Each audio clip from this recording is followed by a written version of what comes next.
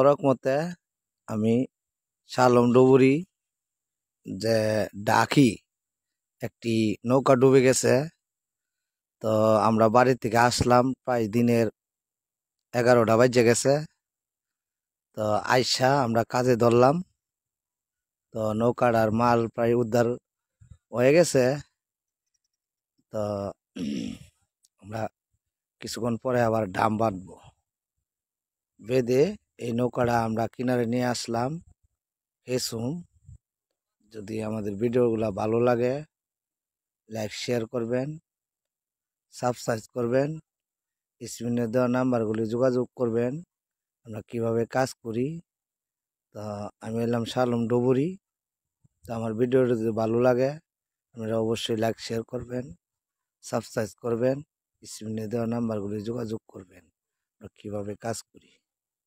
তো ডাকি একটি গ্রামে আসলাম কাজ করার জন্যে।